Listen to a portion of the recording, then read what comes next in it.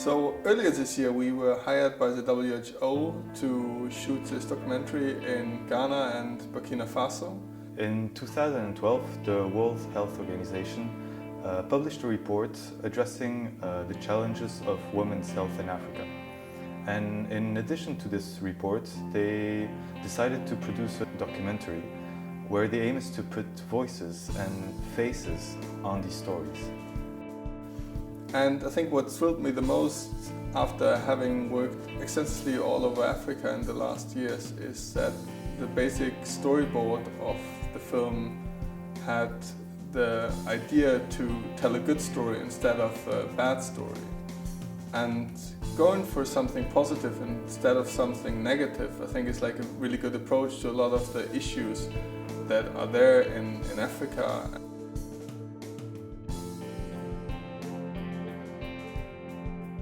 When we arrived in Ghana, we didn't know which people we will interview.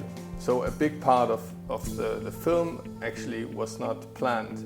So we spent the first couple of days more or less just meeting up with different women, their story we thought would fit, and where we had the contact through the local WHO officers. We talked with them and really found out like what is kind of in their stories, how does it fit to the needs of our documentary, and then at the end of that we decided on 2 women that we want to spend more time with before we actually then started with the real production and the real filming. The first person we chose to follow more in depth is Philo. Philo has 3 daughters and had some complications with the birth of her 3rd child 8 months ago. And we thought it was a very interesting character to follow because she's also a teacher. And of course, all these elements put together, the fact of having a family of 3 daughters, the fact of having to support her husband also financially, and the fact to have as a day job to be a teacher, shows all these different aspects and elements that would have been lost if she would have passed away 8 months ago. The second person we decided to follow more in depth is Elizabeth. She's the mother of 3 sons and has had complications at the birth of her last son a few years ago. One of the days we of course had to go to the hospital to see what it actually means like in reality. What our biggest limitation in the hospital was that we both have to be quick. We didn't know what would happen that day while we are there. And then we also had only a very limited space actually to work in. Like when you're in the theater, there are just a lot of other things, and of course everything else is more important than you standing there with your camera. So you have to work with this very limited space and be fast and quick and never be in the way.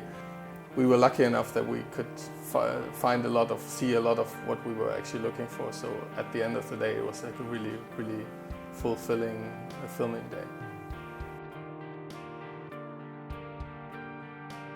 The challenge in the rural area was, of course, again, we didn't know exactly who we were going to meet and visually how it would look like. So we had to adapt quite quickly, both in terms of choosing the right people to interview and also what gear to use in that situation.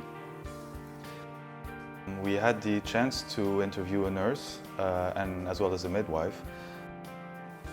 One of the amazing stories the midwife told us in the countryside is that when pregnant women came to labor and had complications at that moment, they had to be brought as fast as possible to the closest hospital, which is sometimes half an hour away from where they live. And what they then do, because they don't really have cars, they put the woman, which is in labor, on a motorbike and drive for half an hour on the dirt roads. And of course we can imagine how dangerous and unhealthy for the baby this situation is. It was quite an intensive week here in Ghana, but at the end of the day, I think we're both quite happy with the result. We've met some amazing people who were really open at inviting us and spent quite a lot of time with them. So we're done in Ghana now with the basic shooting of the documentary. Next stop will be now Burkina Faso for a couple of more days before we head back to Europe to get into the editing process.